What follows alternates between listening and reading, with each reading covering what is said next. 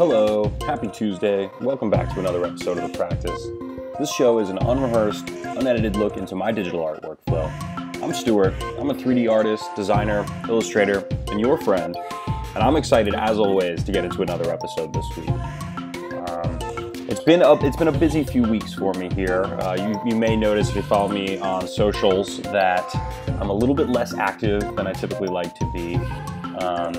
And that's all really due to just an influx of client work lately. So that's a great thing. Keeping the dream alive.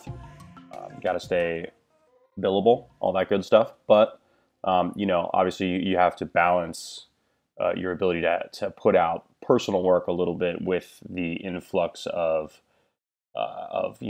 paying client work. So there is always a balance to be struck, and each day I think a person only has so many good creative hours in them before the tap starts running dry a little bit. So I haven't had as much time for personal posts and all that stuff like I typically like to do. But that doesn't mean we still don't have time for the practice, right? So that's why we're here now. And Catilde, and that's why we're here now. Yeah. So not too much more of an intro this week. Looking forward to sharing a lot of the client work I've been working on. It's some of it's been coming out really, really strong. So there's lots to discuss and to share on the horizon. There may be some format changes to the practice coming up based on some longer term contracts and stuff like that. But we'll see how it goes. I'm definitely going to keep you guys posted. Excited for big new things in the future. So welcome. Today, I think we're going to be doing like a little anthropomorphized plant friend, like a little plant buddy, actually. I think I'm going to start not with a sphere, but with a sweep. I'm just going to sketch in rather loosely kind of a stem shape.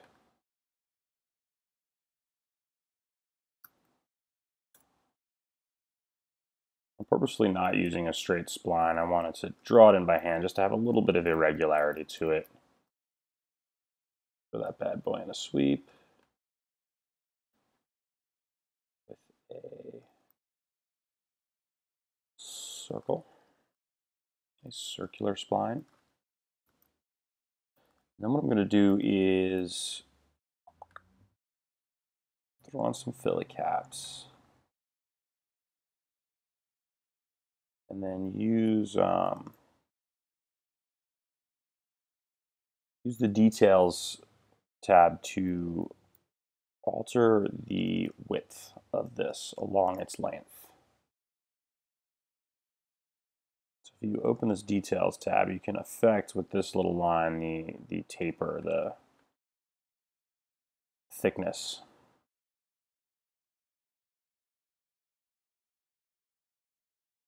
What I actually need to do is subdivide, there we go, the length, so that way we can get a curve in there. Because you see, before I did that, it takes a straight line from beginning to end. And you can see here, this has been tapered using some Bezier points. So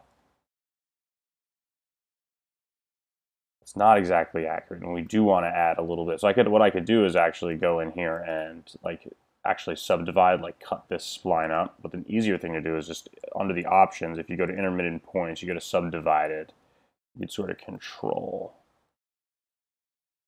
that. And I'm going to turn it up a little bit because I think we're just a little bit too many polygons at this point. But there we go, that's looking good.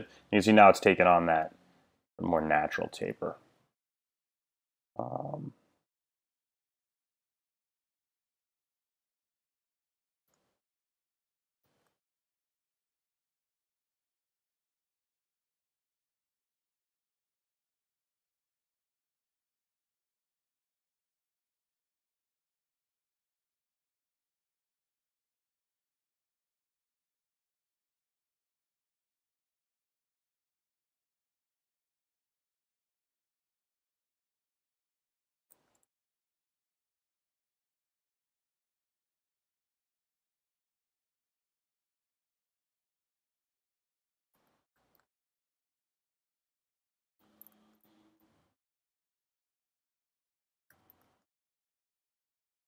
Nice. In there. Ah, what's up, Teeps? How you doing, man?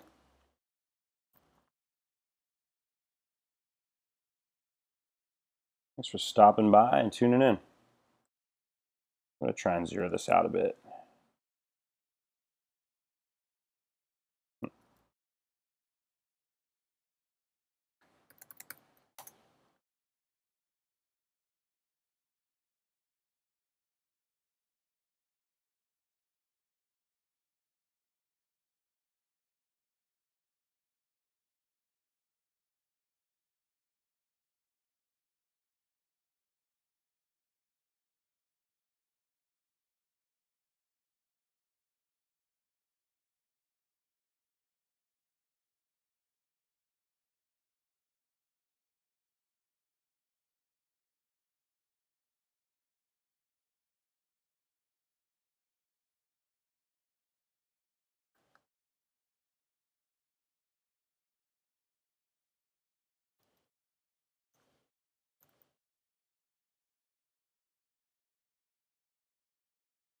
And so while I do want some irregularity in this stroke, the asymmetry makes it a little tricky to work this face in. I've got this face pretty much zeroed out, I think. So I just want to, I guess I'll do this by hand and just sort of place this spline in a way that it'll appear fairly symmetrical at the base, just so we can keep that facial symmetry aligned. If we want to have a cute character, you can't have an asymmetrical face, of course.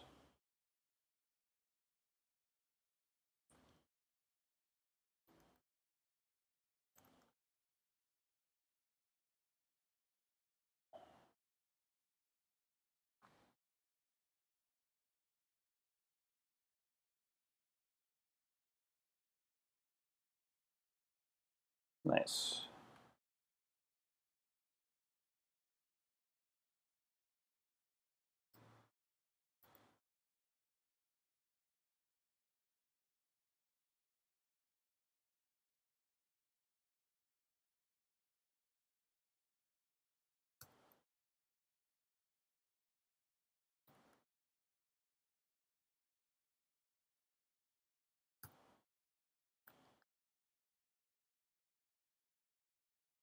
So now we're just modifying a fairly standard circular spline. Get that mouth.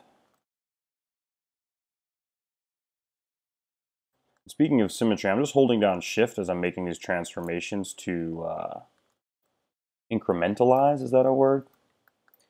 The transformation so that I can treat this symmetrically.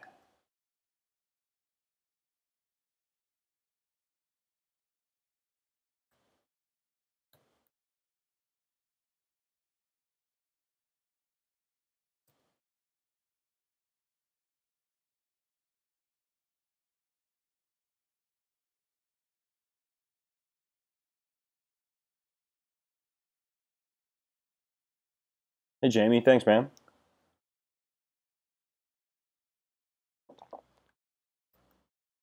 Thanks for tuning in.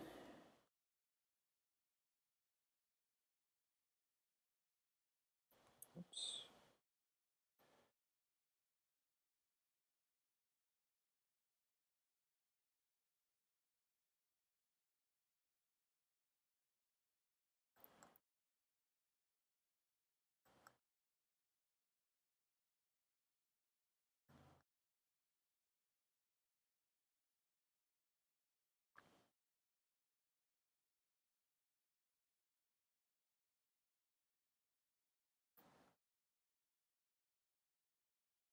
Just pulling the corners back to match that contour of the face a little bit.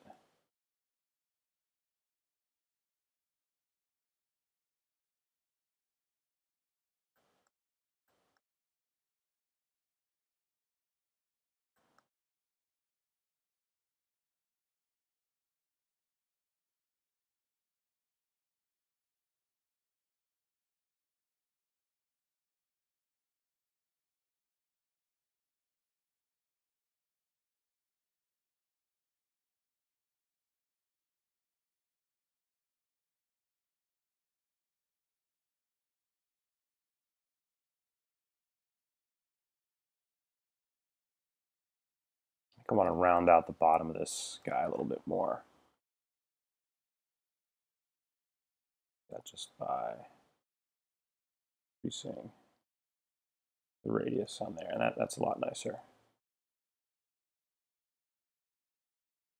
Almost that teardrop shape at the bottom. Whoops. That's super weird.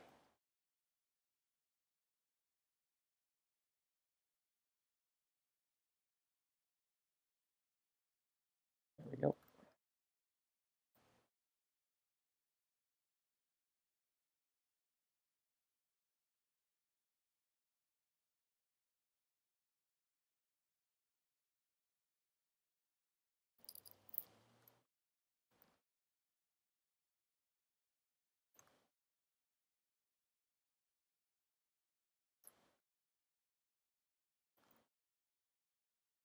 Nice.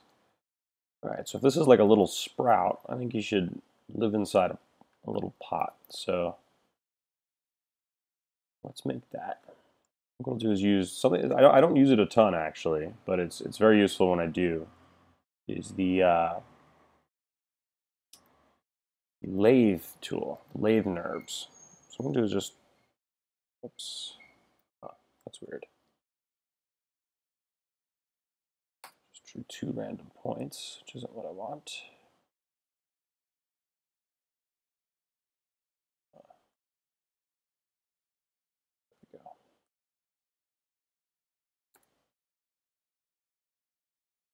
So what I'm basically going to do first is draw out the profile of the pot.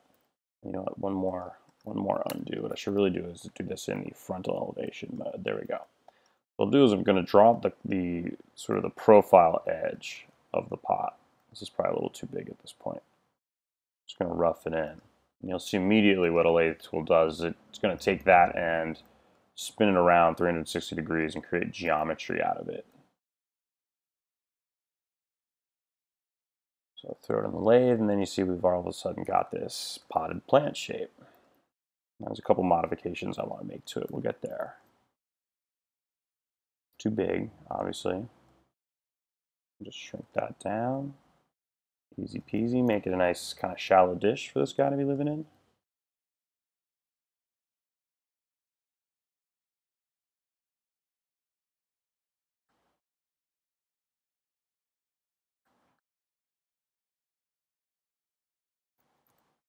Then all you need to do is adjust this spline here. You got full control over the profile of this, you know, looping shape. So for cups and wine glasses and things like that, the lathe tool is just absolutely where it's at. And then what's great is since this is so thin, what I like to do a lot is just use the cloth surface to add some depth to it. You can even subdivide if you need right in that cloth surface, which I don't think I'm going to do just yet. Keep it a hard edge pot. There we go.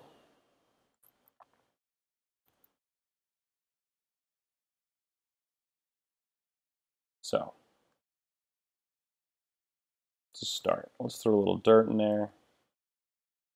I'm going to do that fairly simply with disc. Oops. Yeah. So it even looks like it's covering up the pot already.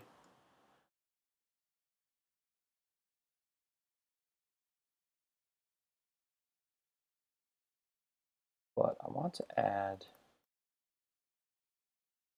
some displacement to that. So, where is it? There it is, displacer. Put that on the disc.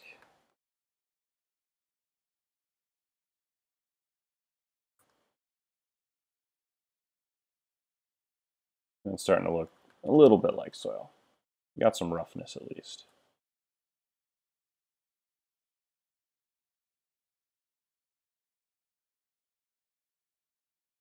And so this is a lot like adding displacement in the texture channel.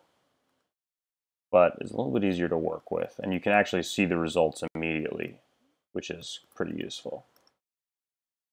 So let's organize a little bit. Here's our pot.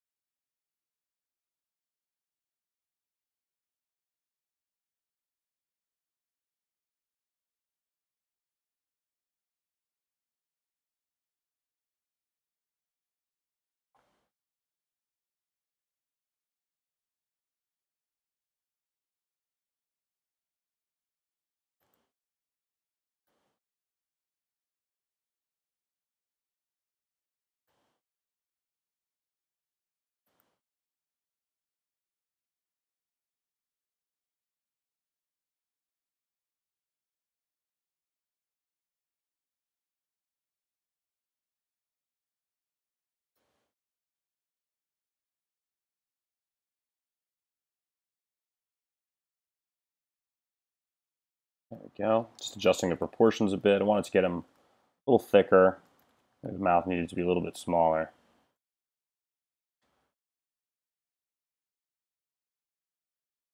All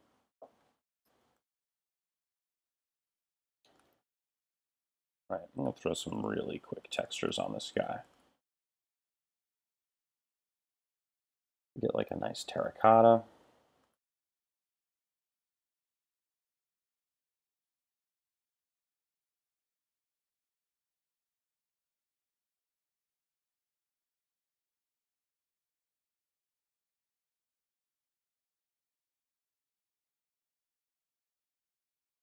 For the eye, I like to maintain a little bit of that specularity. A lot of times I'll just kill the specular channel outright. But it's nice with the eye because it's typically a shiny thing that you want to keep some reflective specular kind of highlights there. So I'm going to add a bit of straight up reflection too.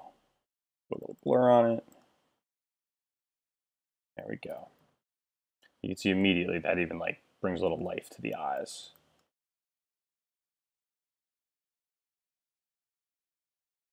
Do we want bright red lips on a plant? I don't know. We'll see. For now we do. And we'll want nice earthy color. I'll probably come in and add some texture and noise to this earthy color later.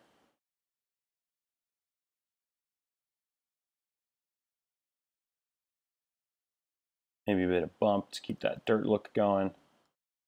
And what I think I want to do is have a nice like smooth gradient on this fella. This little planty buddy.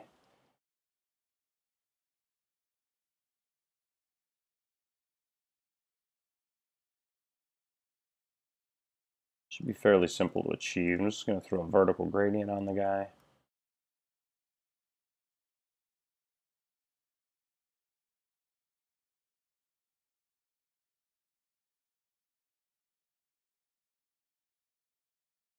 I want to have mostly like a dark green color, but maybe we'll start at kind of a reddish, brownish kind of color at the base and go up into like a really bright, yummy green at the top.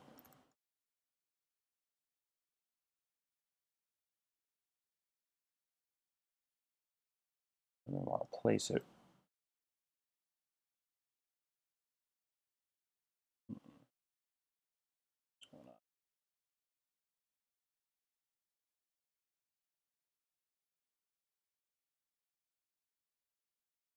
that's acting weird. So I'm just going to change that from UV to cylindrical. I should get greater control over it, and then I will just scale it up. I'll place it manually to reverse it as well. That's easy. So with things like gradients and flat color, and even with a lot of noises, you can just sort of apply them flat and just kind of scoot them into place like we did now. If you get into mapping images and more complex textures, and that sort of breaks down, you might want to keep that UV mapping on there and do it a little more properly, but it's not one of my strong suits. And a lot of times my texturing schemes are rather simple. So like I mentioned, for something like this, just a flat gradient and some fairly simple mapping typically does the trick. Speaking of simple mapping, I don't think I quite nailed it yet. There's a little bit of green peeking out on the bottom there. Nice. There we got our little sprout in a pot.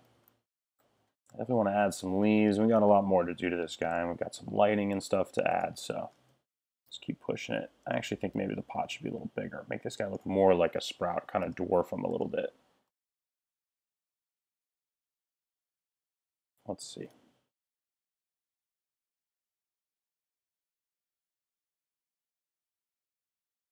Yeah. Yeah, maybe.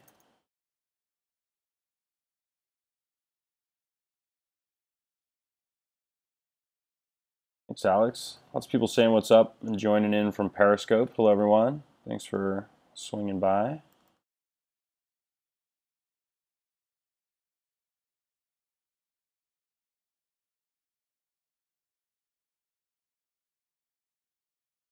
All right. So, speaking of lighting, let's try a little bit of that. I'm going to do a really simple rendering. See that the quality's not so nice. I'm going to throw ambient occlusion on there. I'm going to throw global illumination on there. I'll turn these down to low for now. We can preview. What I need to do is add some lights. And I'm not going to do the same thing I always do to you guys, which is just throw a physical sky on the thing and call it a day. Well, that is a really nice technique. I'm going to actually just grab some of these spotlights. A little bit more of a manual lighting job.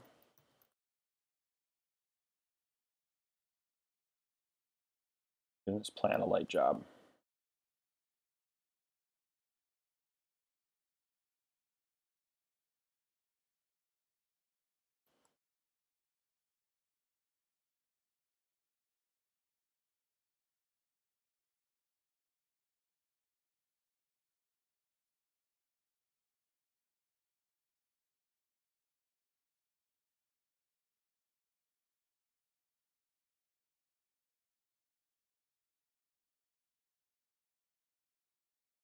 So even that you can see is a huge improvement just in terms of quality of lighting and shadow, but it's obviously not quite there yet.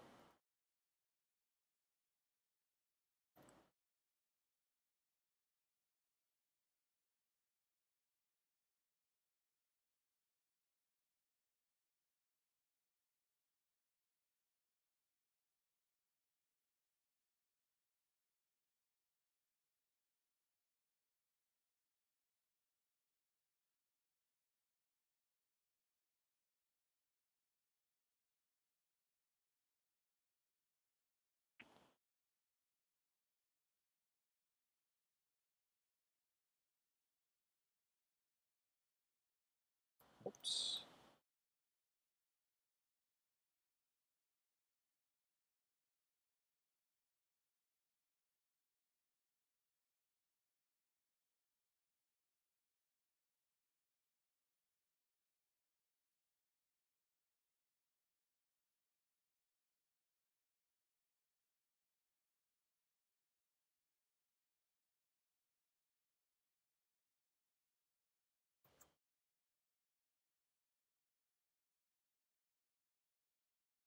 Now, the sky object with a luminant texture on it's going to throw just a ton of light on the image, as you can see.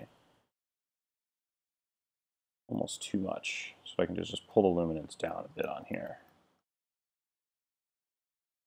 It's good, and that's going to give us a really nice fill light. But I don't think I want to look at the color of this background for now, actually. So I'm going to throw a compositing tag on it and turn off scene by camera. It's going to give us the same lighting effects, with no bright background.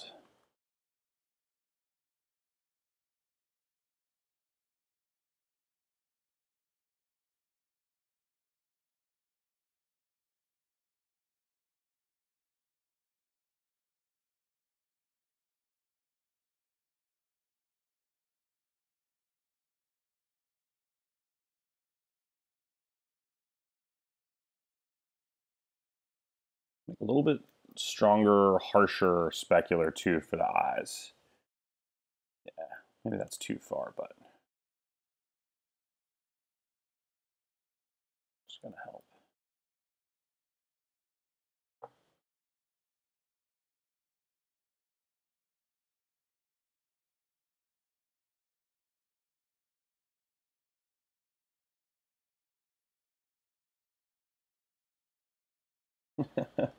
Blander. That's funny. Hello, everyone. Can't keep up with all these comments. Don't understand them all, but I love you all just the same.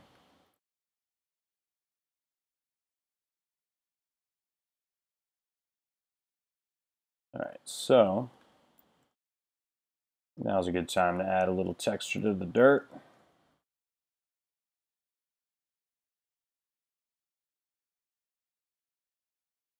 Just gonna throw some noise in the color channel and add a little bit of brownish, dirty colors in there, but I'm gonna bring it down. Bring that high clip up so we get a, like, sort of a stronger dot pattern here.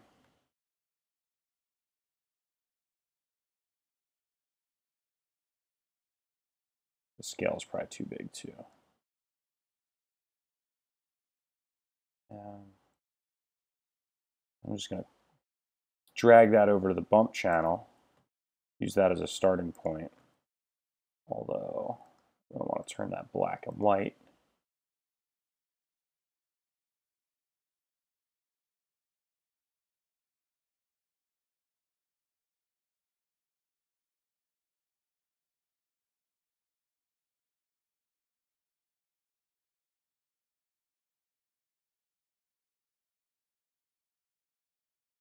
Last one is diffusion. I'm going to put a different type of noise in the diffusion channel.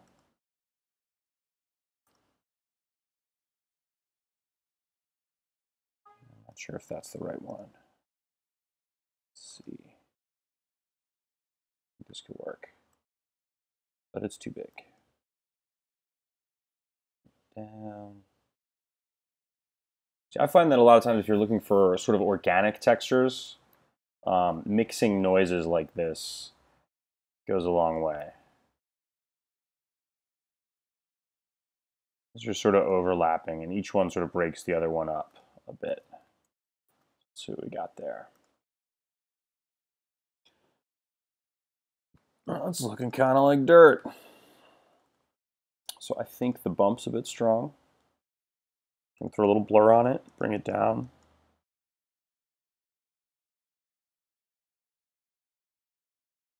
Probably gonna bring all the noises down, to be honest. There we go. Getting there.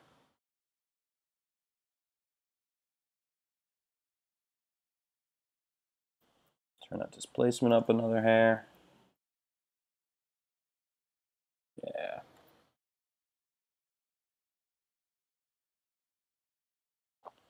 Hi, Ahmed. What's going on, everyone?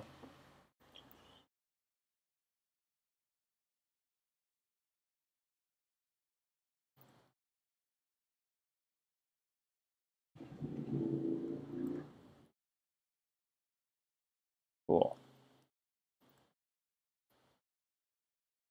I think next step for this guy is a couple leaves. You know, if he's a little sprout, he should have a couple leaves sticking out here.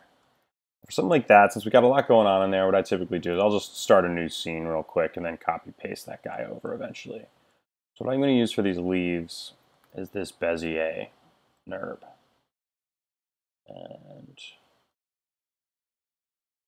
I'll just go over to point selection mode. You can see that there's these points here and there's subdivisions, and we can affect those. So I don't quite need 24 by 24, so I'm going to say 10 by 10. Which still give me plenty for a leaf. I'm just going to say 4 by 4 here, which gives just a few more handles. Actually, you know what?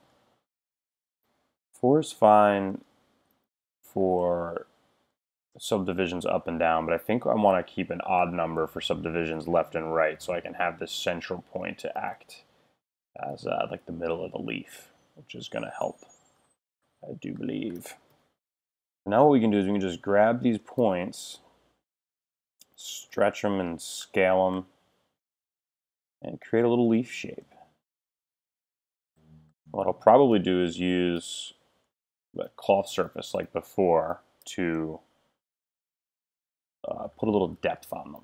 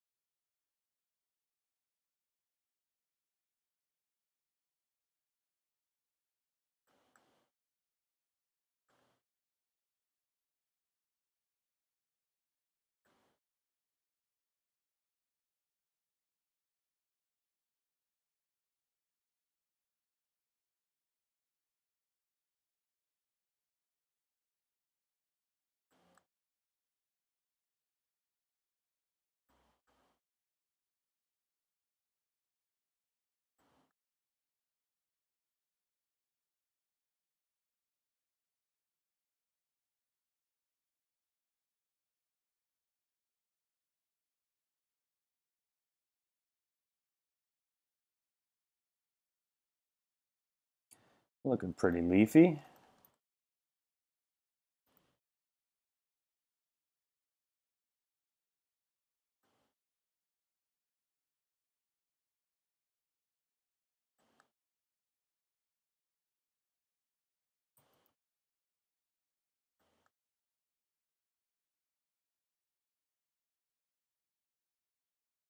Not bad.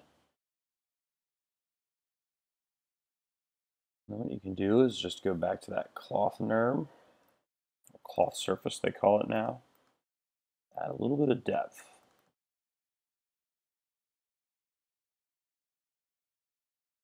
I'm going to turn down the subdivisions. I don't think we quite need them. So boom, there's a little leaf.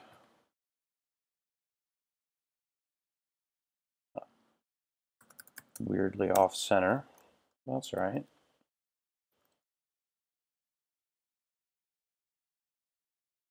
So we've already got our symmetry objects. I think I'm just going to piggyback on that.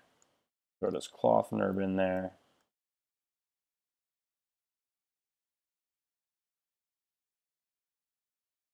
Oops.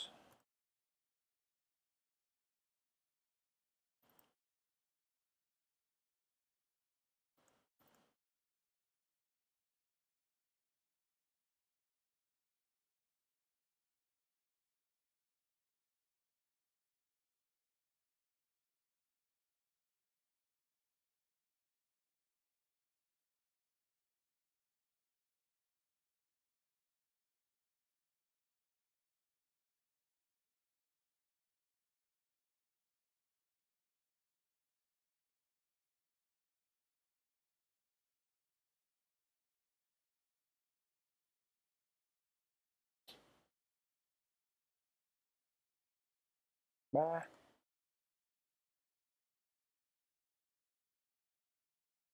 I'm going to cheat.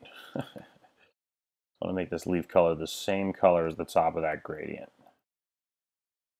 And so I cheated. Let's see how that looks.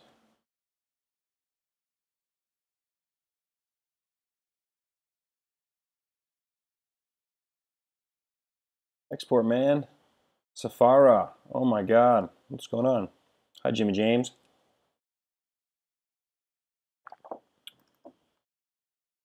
Now, what I might play with here, for a little bit of a more realistic plant look, at least in the texturing, is a little bit of subsurface scattering. So I'm going to throw that on the luminance channel, subsurface scattering.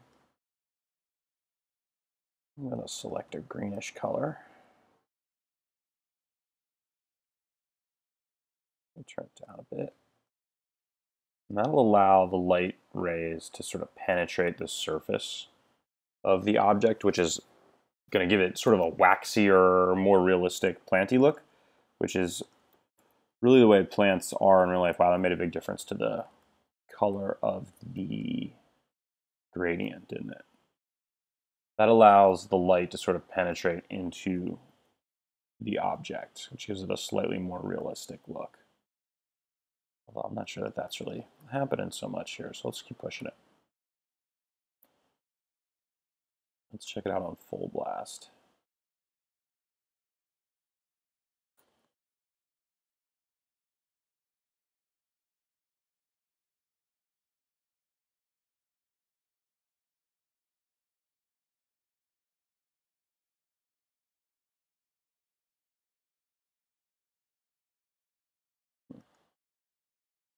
Chicken. Wow, I've never never played with these presets under subsurface scattering. That's really funny.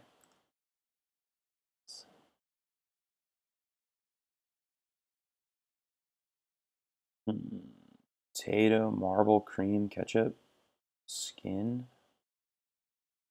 I bet these are great. Might even try apple, since it's a plant. All right, let's see how that goes.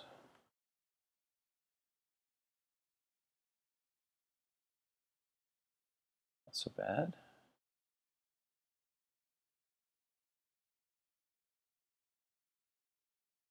Can it look like a full-on apple?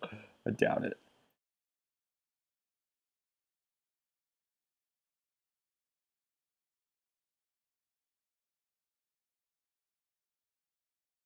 Anyways, I'm going to keep that kind of low.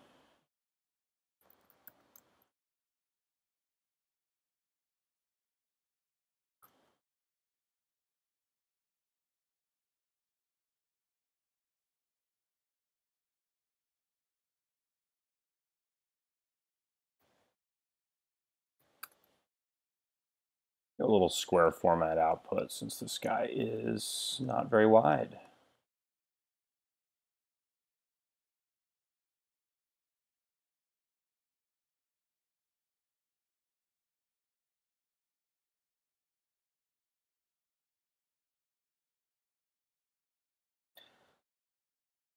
They might look good with another few leaves.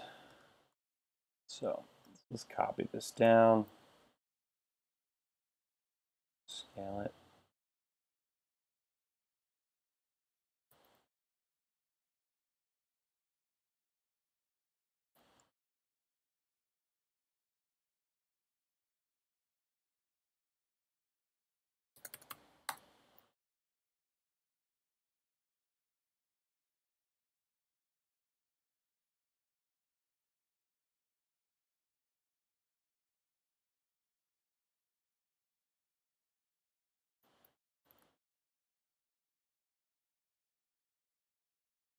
That top leaf might be a bit much. Let's play with it.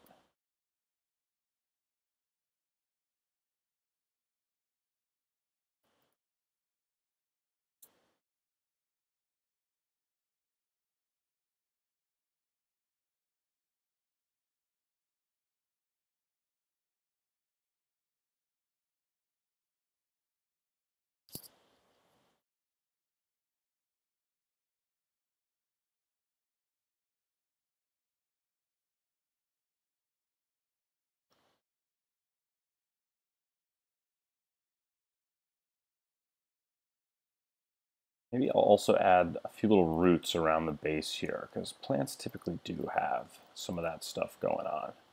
The point of contact between the dirt and the plant is a little bit simple, maybe a little less interesting than it could be. And add just a few little like subtle roots kind of sticking in and out.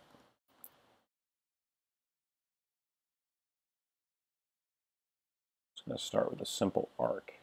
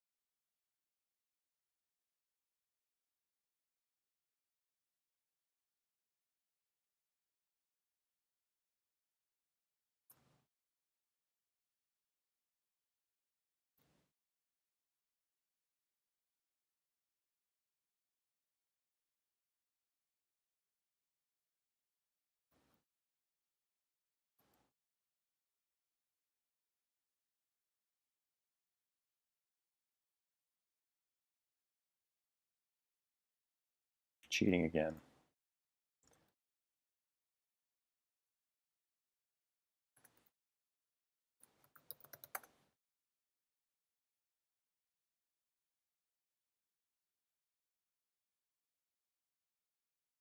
Now, a lot of times I think I'd throw this in an array or like a radial cloner, but we'll keep it fairly simple today.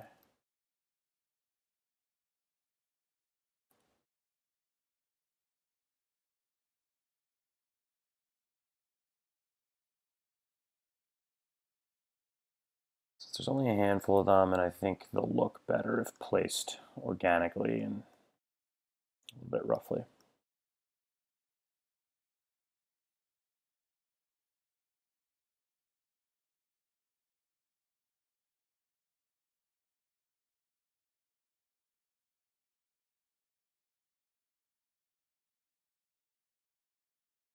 There we go. Even that's given them a little bit more of a realistic plant kind of look.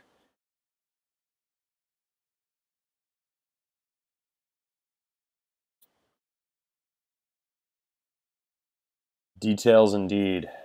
They go a long way.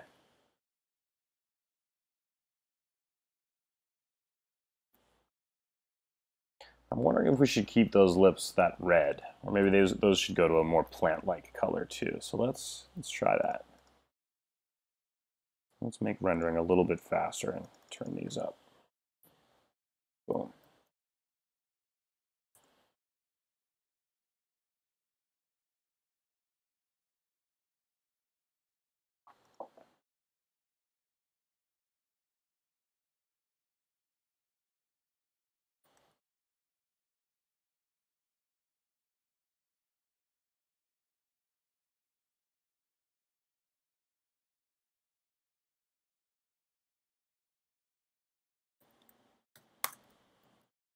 The pot was looking a little jagged too, so I went ahead and turned up the subdivisions on that cloth surface, which should smooth a lot of that stuff out.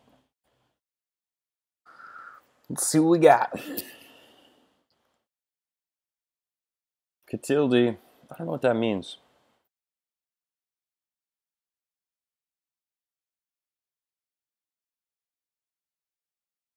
Well, it looks more natural like a plant, but it doesn't pop quite as hard.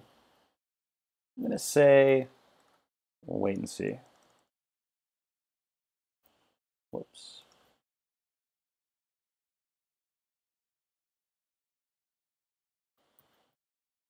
Let's try that again. Fong tag acts a little weird on that subdivision. That cloth surface.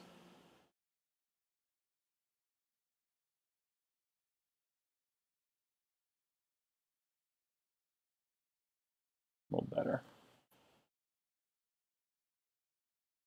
Cool.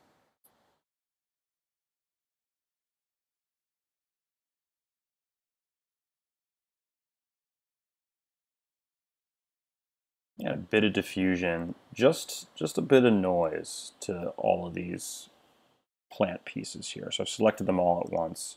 It's going to be very subtle, very small. Turn that color up. Turn the high clip way up as well. Just to break it up a little bit, give it a little bit more of an organic feel. Little bit of dot. Details, like one of the commenters mentioned.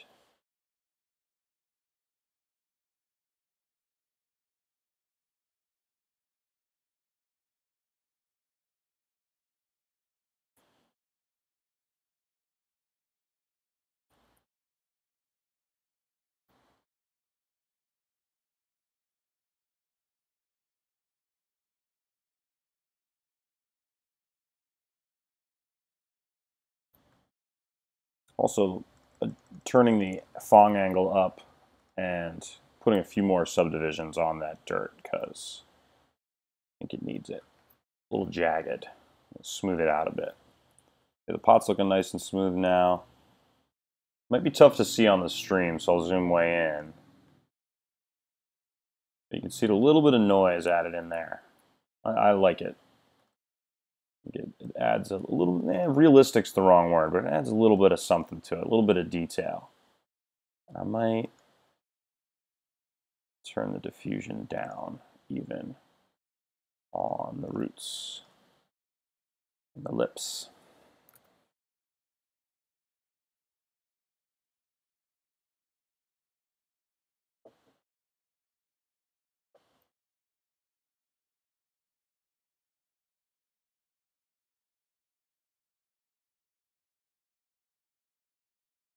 You can see this dirt has gotten more detailed since we added subdivisions, which, the subdivisions just allow this displacer to affect more details in the surface of it. There's more sort of places for it to bend and deform, things like that. So, I think ultimately what we want to do is I don't want to have this on a black background, and I would like to have a little bit of shadowing around the base. But I don't want to get into a whole detailed background because I want this character to sort of stand on his own. So I'm going to make sort of a, should I make a psych? Yeah, I think I might do that actually. That's going to be an easy way to do this. So cyclorama or a psych is like a, it's like photography equipment. It's like the quarter pipe for photographers. It's a nice rounded shape that allows you to have what looks like a seamless backdrop. Right. So I'm going to start with just an L shape. I'm going to select that point at the apex and go to chamfer. It's just a great way to round that out. So I'm going to pull and drag and get a nice big curve here. So it's great. Then I'm going to take this spline, I'm going to hold Option and throw it in a loft, not a lathe, a loft. I should be able to just take this second piece. Yep, perfect. I'm just copying this spline. What a loft will do is just, it will connect one spline to another. Now, if the two are the same, it'll connect them just in a straight line. But if you've got a handful, if you've got a handful of different ones, it will do some really nice interpolation between them. Make this nice and wide so we can get this outside of our camera angle. Whoops. There we go.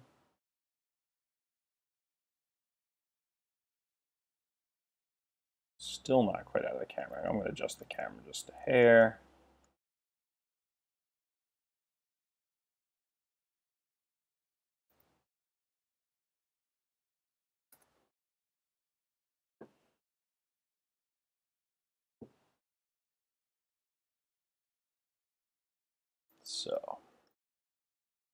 So we got here. Oh, let's choose a background color too. So maybe we just do like a medium gray. I'm gonna have just a bit of specular on here. I'm gonna give it some more realistic light bounce. Let's make it a little darker and actually like that cool gray. I think the cool gray is gonna work because we have a lot of warm and bright colors in the foreground. Let's see what that gives us. Oh, the plant's floating. But that's right. Let's grab the psych. Move it up a bit. Now, this is one of the things that's included in like the Grayscale, Gorilla, Studio, whatever, but you can make them in like 2 seconds. So certainly not one of the things that I would pay for as a part of that kit. Now, I would also say we might even be getting more of a realistic light bounce because we've got some geometry behind the object for these lights to interact with. And since we've got GI on, lights will bounce off of other objects, and the photons will move around the scene and light different items. So you can see the lighting feels slightly different because the color that gets picked up and the bounce that happens when these spotlights hit this psych material or this psych geometry behind the model and push some of that light forward. I like some of the shadowing we're getting.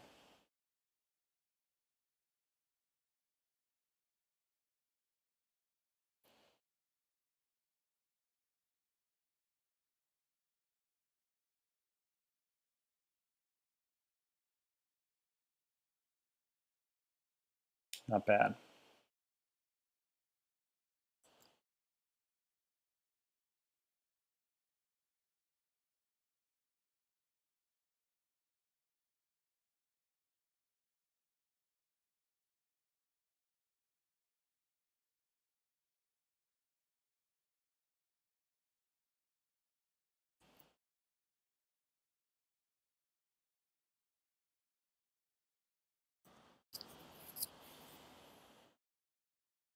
Floating plant.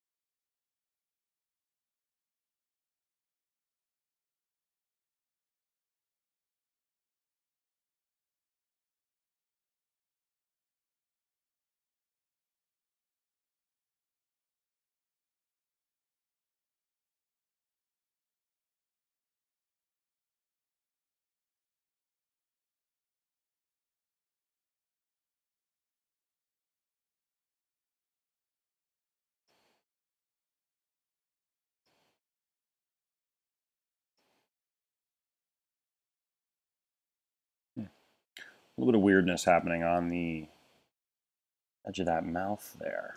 Let's take a peek. You know what I also want to do is I haven't added a camera yet, and I like this camera angle, so I'm going to add a camera, lock that in, then I'm going to take a look at the mouth. Yeah, we've got a little weirdness happening there.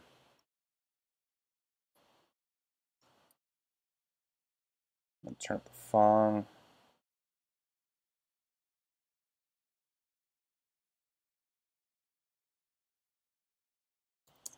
I'm wondering, was that around when I had the fong angle lower?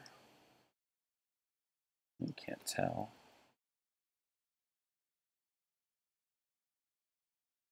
No, not really. It only became noticeable when we went over to the green. That's interesting.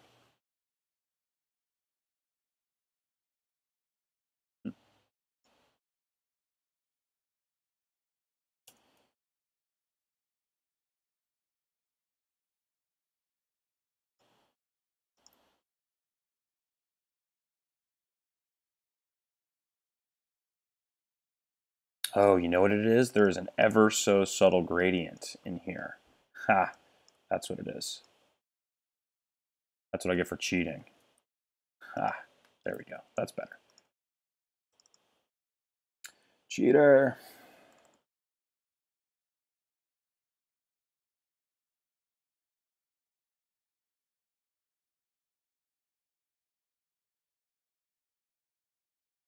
All right.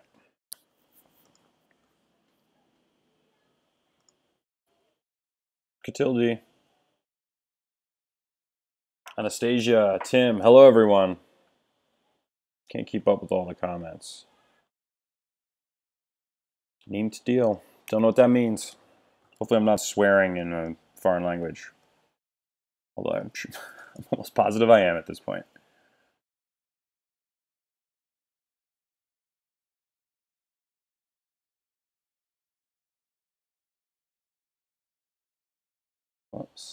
Let's try a bigger mouth. I'm going to adjust the facial proportions just a little bit here and see what we get. Bigger smiling mouth. That's a little too big. Maybe smaller eyes.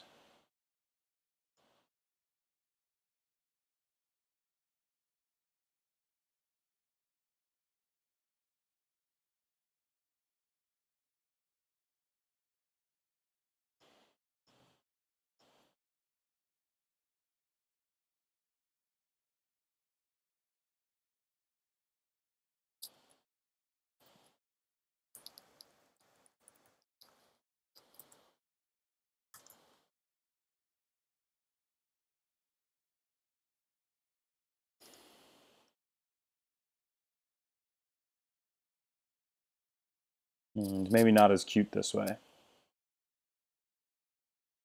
Looks like an idiot.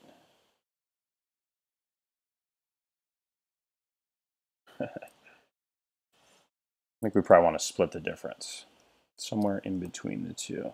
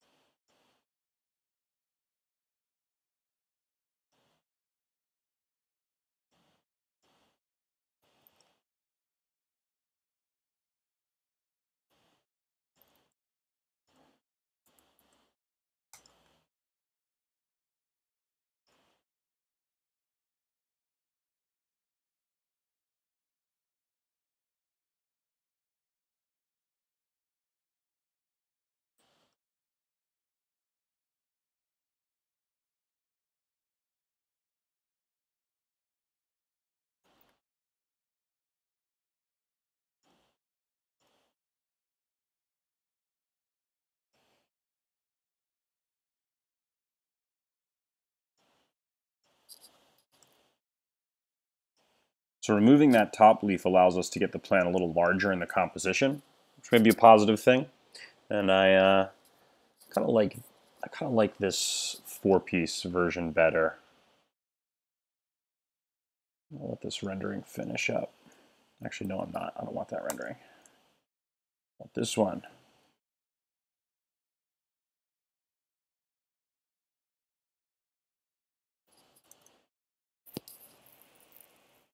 Hey, Ricardo. This is Cinema 4D, a wonderful 3D rendering program by Maxon, a German software company.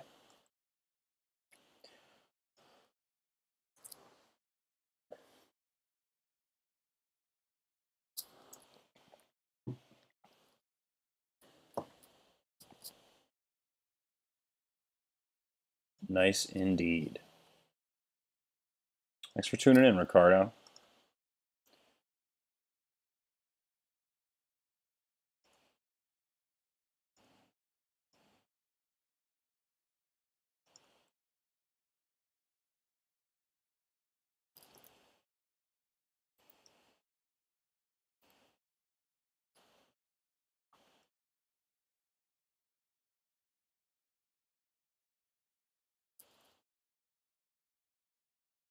Aw, cute. A little cutie.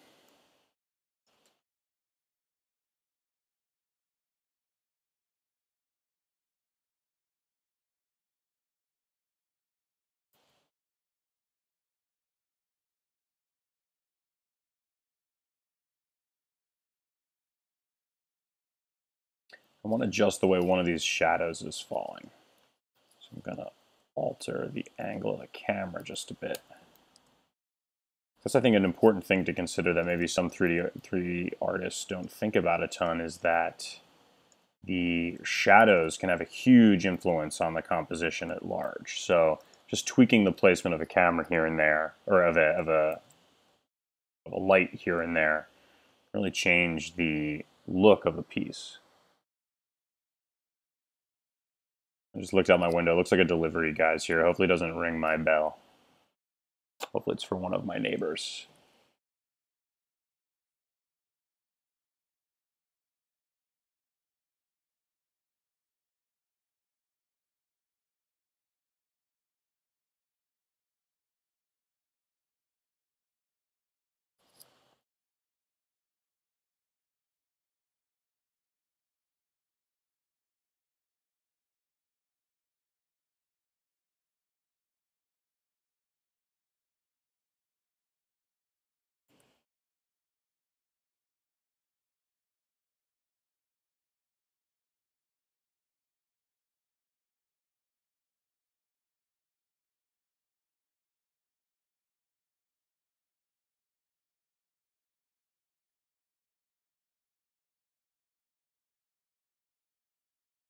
Yeah, tweaking the lighting again. So I like the angle of this shadow a little better, but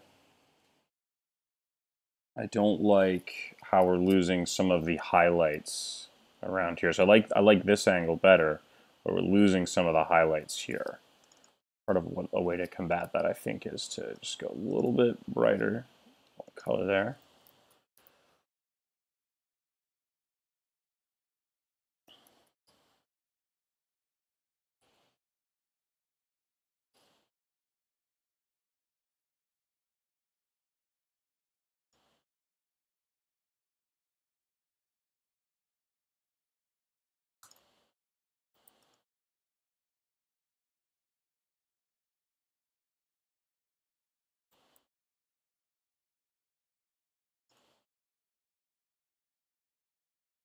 Hey Ricardo, so I use both. Right now I'm just using a mouse.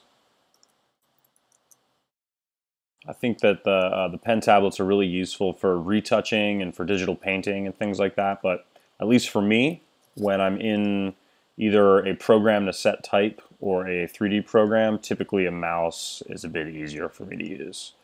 Although sometimes I will, you know, if I need to draw in a spline freehand, if I'm looking for organic shapes, I'll use a pen for that sometimes. But you know, I'm kind of good with the mouse too, though. I can, you know, sketch a little bit with the mouse. Ooh, even just that, you see that angle tweak right there to the edge of this character helped a lot, I think.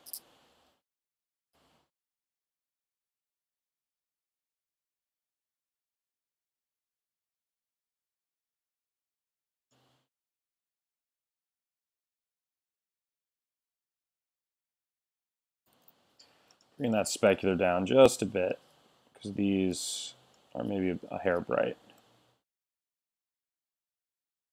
Just a hair.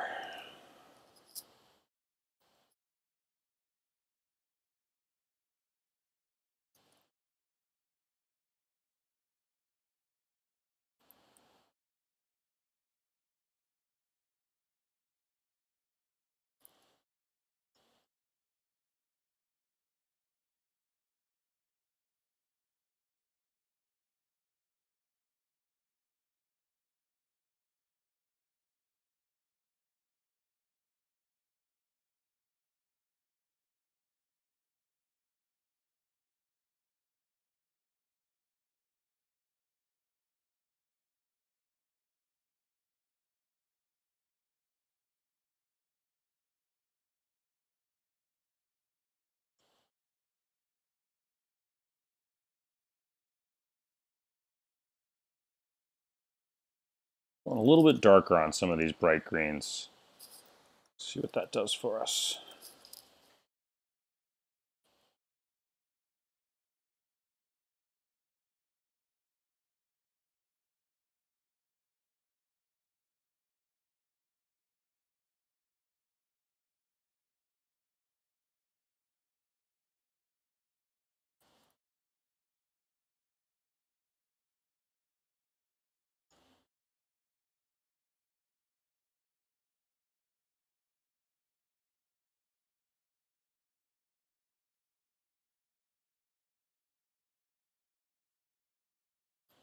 So I adjusted the placement of those eyes just a bit since we adjusted the contour of this plant shape, the stem. But I'm liking the new shape of the stem a lot, actually.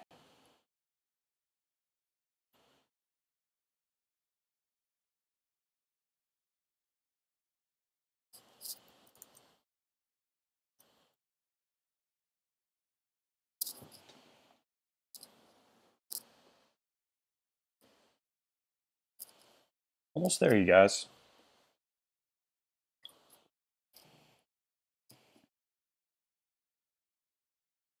I actually think the color change is a good update as well.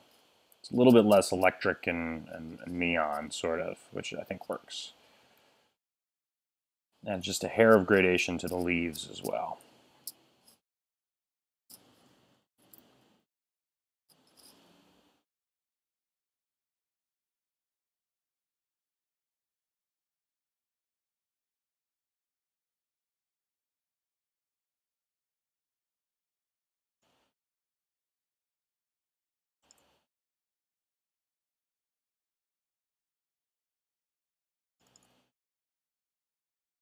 a little blur to the reflection. This is a little bit too detailed and crisp for my liking, so I'm just going to blur out those reflections a bit. And what else? What's another little, I think maybe just a bit of detail to this terracotta pot will help. So I'm going to add diffusion and paste this noisy shader in there. I'll update the color of this just a little bit to be a little bit more in line with terracotta. We'll see how this does. This might be our final rendering here before we pop over into Photoshop and retouch. Speaking of which, why don't I boot that up?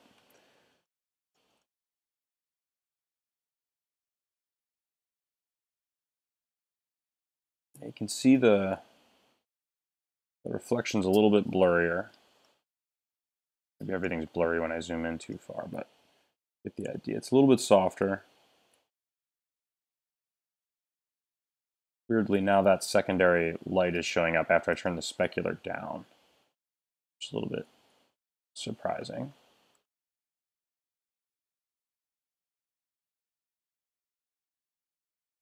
I guess it's because I turned the reflection up, which I'm going to undo. I'm going to turn that back down.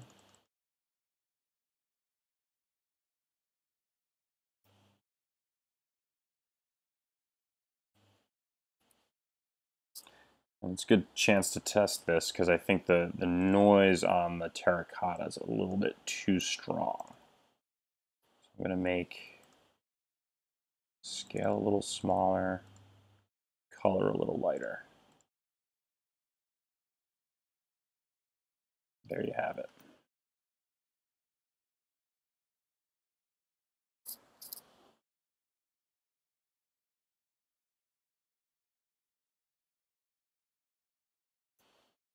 Ooh, another little detail I can add to make it look like maybe he's smiling a bit more is some sort of puffy cheeks.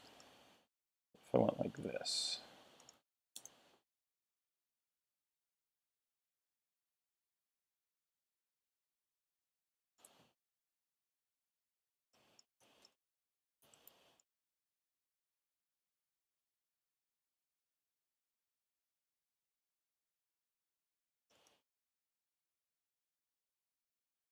I don't know.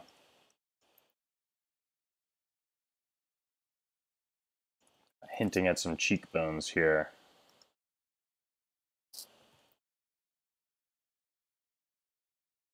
Let's test it. I don't feel like rendering out the whole thing, because I know most of the image is working, so I'm just going to render region. You guys can let me know if you like the cheeks or not.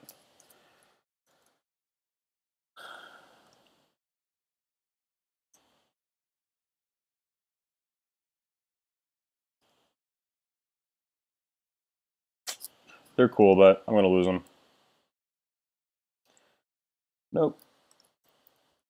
I'm keeping it simple. All right, cool. Let's call this our final rendering. We'll just pop over to Photoshop like we typically do and, adjust a few colors here and there, a little bit of contrast, make sure everything's really dialed in. And then we'll call it a stream. It was a fun one. I love doing little characters like this. I also like doing plants, so maybe this is just the perfect storm of what I like to work on.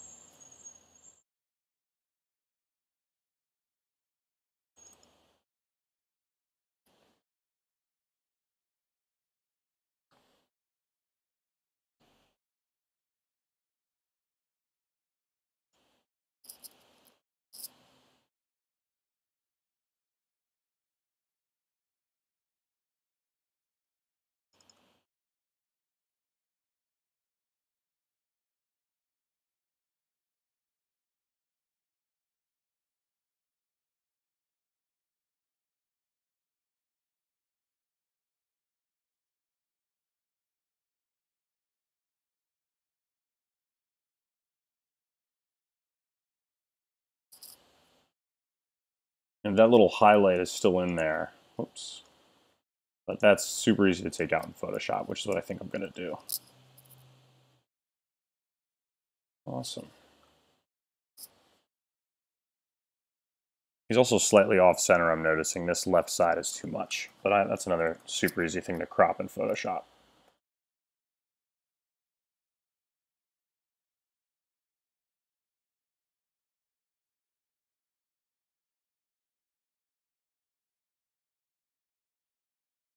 There we go. Save it out.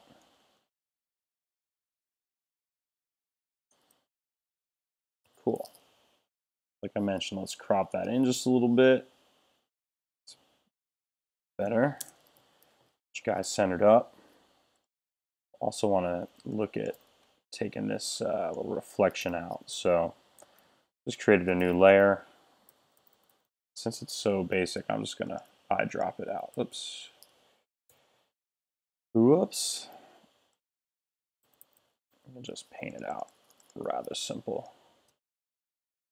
Let's see, should I paint out both highlights? See if it makes a difference.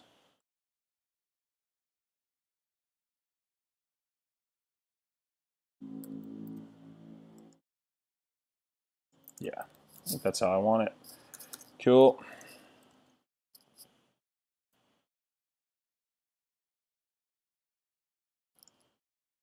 Everyone keeps saying Catilde. I have to look up what that means.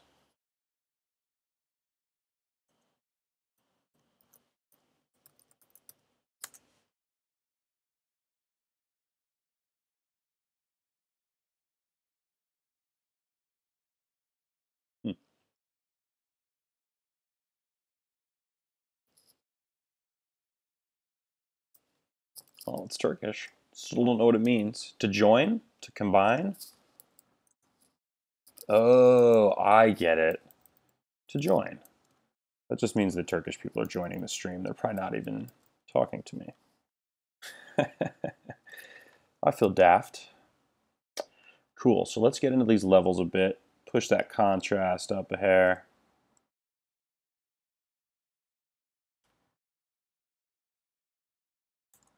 Nah, you know, I'm going to do vibrance.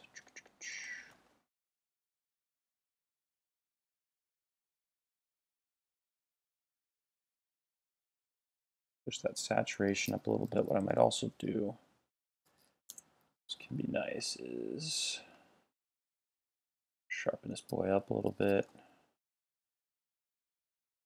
Too much, too much.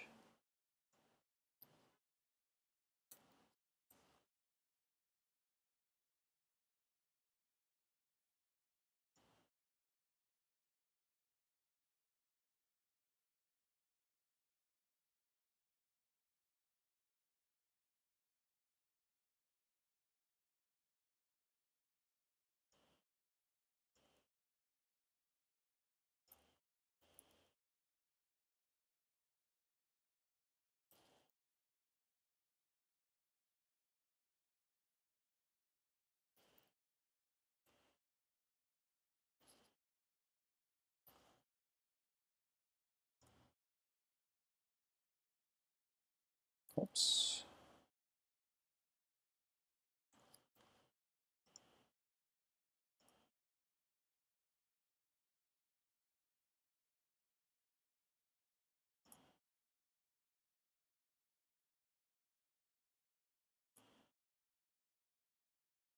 It's one of those browns and oranges to hit a little bit harder. Which is the great thing about Photoshop. All this would take a long time in cinema, waiting for it to re-render. All that can get a bit annoying. So sometimes it's easiest when you get things 90% of the way there. Sometimes it's easiest to just take that final 10% in Photoshop. No shame in that game.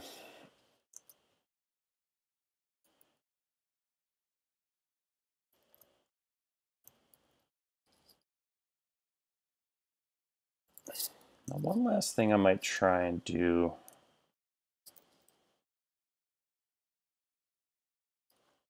Let's see here.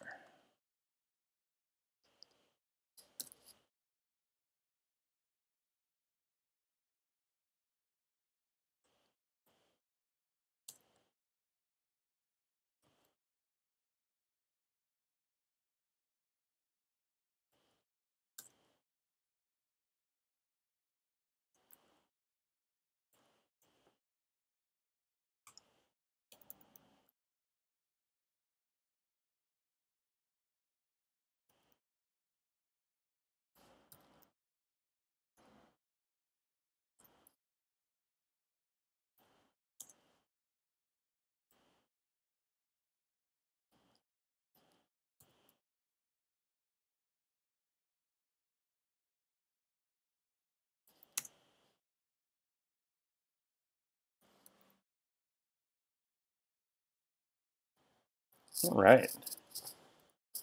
A fairly simple little scene for today, but a great little exercise. Sometimes simplicity is the way to go, really. And in about an hour and a half, 2 hours, we really created a fun little character and a decent little rendering here.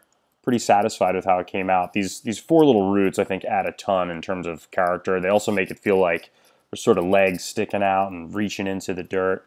The proportions are kind of silly too, because he's got this long, stocky head, and his facial features are really all down at the base here. So it's kind of fun.